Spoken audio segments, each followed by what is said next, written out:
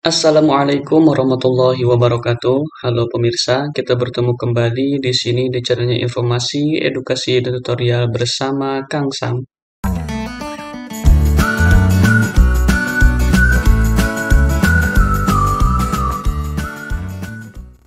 Pada kesempatan kali ini, di sini saya kembali akan berbagi video, dan kali ini informasi yang akan saya bagikan yakni mengenai SNMPTN 2022.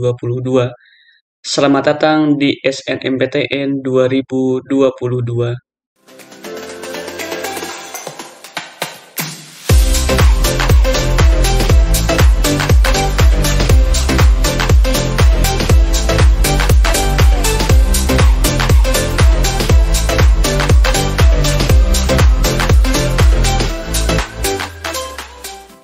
Nah, di video kali ini ada beberapa informasi yang akan saya sampaikan mengenai informasi SNMPTN 2022. Bagi pemirsa, teman-teman, siswa-siswi SMA, SMK, Madrasah Aliyah, dan sederajat. Nah, di sini yang pertama yang akan saya sampaikan yakni mengenai PDSS. PDSS itu adalah singkatan dari Pangkalan Data Sekolah dan Siswa.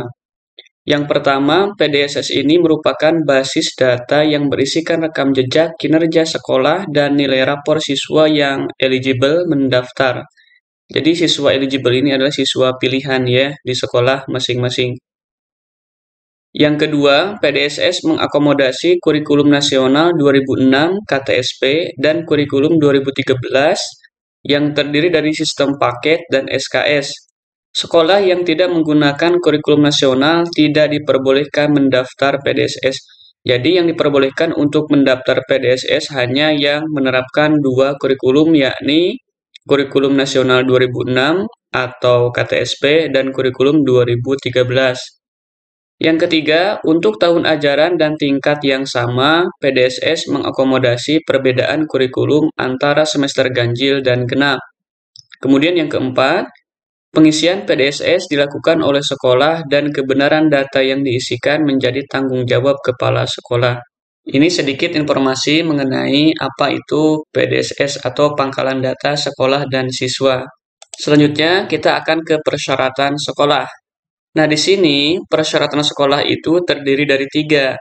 Yang pertama, SMA, MA, SMK yang mempunyai NPSN, yakni nomor pokok sekolah nasional.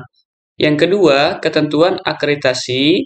Yang pertama ya, dari bagian yang kedua ini, apabila sekolah memiliki akreditasi A, maka berhak 40% dari siswa terbaik di sekolahnya itu mengikuti SNMPTN. Yang kedua, untuk sekolah yang berakreditasi B, itu memiliki kuota 25% dari siswa yang terbaik di sekolahnya tersebut. Dan yang ketiga, bagi sekolah yang memiliki akreditasi C dan lainnya, artinya di sini yang baru terdaftar ya, belum akreditasi tapi baru terdaftar, di sini memiliki kuota 5% terbaik di sekolahnya. Jadi teman-teman siswa-siswi SMA, SMK, dan Madrasah Aliyah, bagi yang di sekolahnya memiliki akreditasi A, itu peluang atau kuotanya lebih besar ya daripada memiliki akreditasi di bawahnya B ataupun C ya, seperti itu. Yang ketiga, mengisi pangkalan data sekolah dan siswa atau PDSS. Data siswa yang diisikan hanya yang eligible sesuai dengan ketentuan. Nah, yang dimaksud dengan siswa eligible ini adalah siswa pilihan atau siswa-siswa terbaik di sekolahnya masing-masing. Oke, selanjutnya kita ke persyaratan peserta. Nah, di sini siswa SMA, MA, kemudian SMK, kelas terakhir yakni kelas 12 pada tahun 2022 yang memiliki prestasi unggul. Apa saja prestasi unggul tersebut? Di antaranya yang pertama adalah memiliki prestasi akademik dan memenuhi persyaratan yang ditentukan oleh masing-masing perguruan tinggi negeri. Yang kedua, memiliki NISN dan terdaftar di PDSS. Yang ketiga, memiliki nilai rapor semester 1 sampai dengan semester 5 yang telah diisikan di PDSS. Teman-teman sekalian, nilai rapor yang digunakan yakni dari semester 1 kelas 10 ya, sampai semester 5 kelas 12 atau semester ganjil. Dan yang keempat adalah peserta yang memilih program studi bidang seni dan olahraga wajib mengunggah portofolio. Nah, di sini untuk portofolio itu sendiri nanti sudah ditentukan bagi yang mengikuti bidang seni dan olahraga. Jadi apa saja nanti akan diinformasikan berikutnya. Kemudian selanjutnya kita ke pilihan program studi. Nah, di sini yang pertama, setiap siswa dapat memilih 2 program studi dari 1 PTN atau 2 PTN. Jika memilih 2 program studi, salah satu harus berada di PTN pada provinsi yang sama dengan SMA, MA, atau SMK asalnya. Jika memilih 1 program studi, dapat memilih PTN yang berada di provinsi manapun. Dan yang ketiga, teman-teman semuanya, disarankan tidak lintas minat, tergantung ketentuan PTN yang dituju. Artinya, ketika teman-teman semua berada di jurusan IPA ya, ini disarankan tidak lintas minat ke jurusan IPS ataupun sebaliknya, ataupun bahasa ya seperti itu. Namun di sini ada ketentuan tergantung ketentuan PTN yang dituju. Maksud ketentuan di sini adalah apabila di PTN tersebut menerima lintas minat, maka teman-teman semua boleh melakukan lintas minat tersebut. Nah, di sini ada penjelasan teman-teman semuanya. Di sini, apabila teman-teman memilih 2 program studi, boleh dari 1 PTN atau 2 PTN. Namun ketentuannya, apabila teman-teman semuanya memilih 2 program studi, yang salah satunya adalah wajib harus sesuai dengan provinsi asal sekolah teman-teman semua. Dan satu lagi, itu boleh di luar provinsi sekolah teman-teman semua. Nah, misalkan ada siswa A yang sekolahnya berada di Provinsi Jambi, maka ketika dia memilih 2 program studi, yang pertama itu wajib memilih program studi di kampus yang ada di Provinsi Jambi tersebut. Baru yang satunya boleh memilih di luar Provinsi Jambi. Apabila kedua-duanya berada di satu provinsi yang sama dengan sekolah masing-masing, maka itu boleh langsung memilih 2 program studi sekaligus ya. Itu seperti itu teman-teman semuanya. Kemudian, jika memilih 1 program studi, maka teman-teman boleh bebas dapat memilih PTN yang berada di provinsi manapun. Tetapi, di sini hanya diperbolehkan 1 program studi saja ya, apabila berada di luar provinsi dari sekolah teman-teman semuanya. Oke, kita selanjutnya ke tahapan pendaftaran ya, teman-teman semuanya. Nah, di sini sudah ada infografis, ada gambar dari nomor 1 sampai nomor 11. Yang pertama ini mengenai pengumuman kuota ya, bagi sekolah sesuai dengan akreditasi dan jumlah siswanya. Di sini ada keterangan bintang, pengumuman kuota itu dilakukan pada tanggal 28 Desember 2021. Kemudian layanan masa sanggah tentang kuota paling lambat Jumat tanggal 17 Januari 2022 pukul 15 waktu Indonesia Barat. Kemudian yang kedua di sini ada dilakukan registrasi akun LTMPT bagi sekolah masing-masing. Ini wajib bagi sekolah yang belum punya akun LTMPT, sekolah harus registrasi melalui laman https://portal.ltmpt.ac.id. Kemudian yang ketiga, nah ini informasi penting bagi teman-teman siswa-siswi semuanya, harus melakukan registrasi akun LTMPT bagi siswa. Ini hukumnya adalah wajib ya. Wajib bagi semua siswa kelas 12 melalui laman. Nah, ini lamannya yang sama dengan yang ini.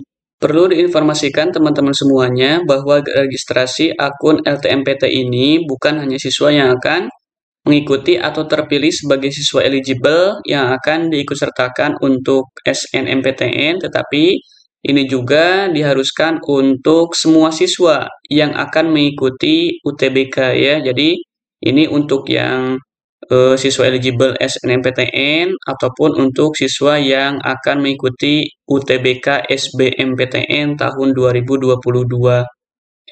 Nah, kemudian yang keempat di sini ada lihat data.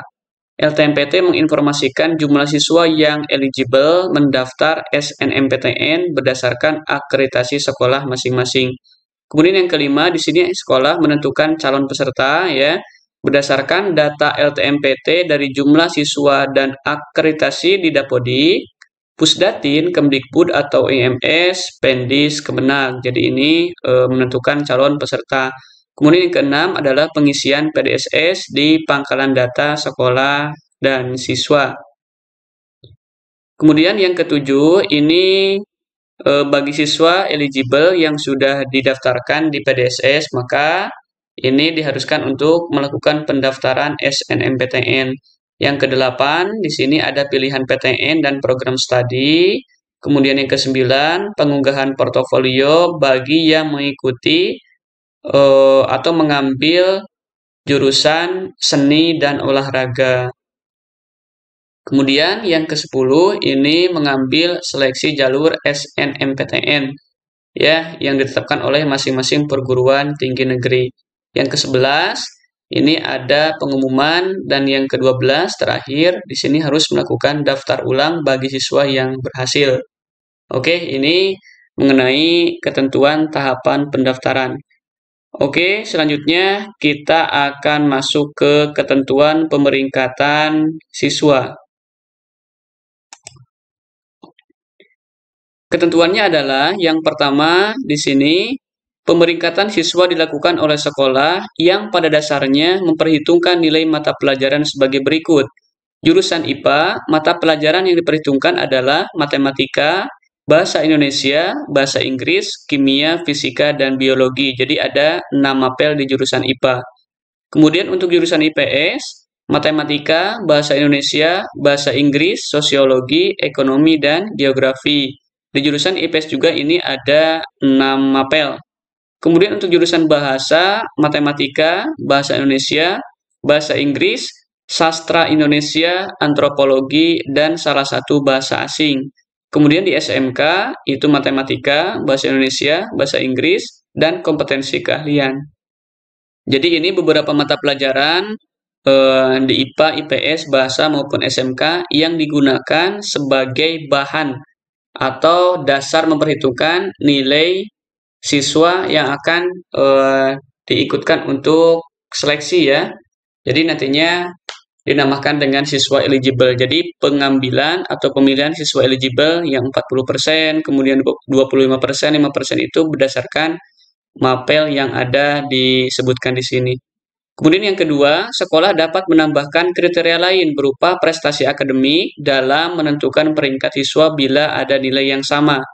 Nah, di sini selain memperhitungkan mapel-mapel yang ada di sini, sekolah juga itu bisa menambahkan kriteria lain, yakni mengenai prestasi akademik dalam menentukan peringkat siswa bila ada nilai yang sama. Kriteria lain itu tergantung sekolah masing-masing. Bisa juga nanti siswa mengupload prestasi akademik berupa sertifikat ya. Jadi bisa saja nanti sertifikat mengikuti olimpiade, sertifikat juara ya. Nah, prestasi masing-masing. Kemudian yang ketiga, jumlah siswa yang masuk dalam pemeringkatan sesuai dengan ketentuan kuota akreditasi sekolah.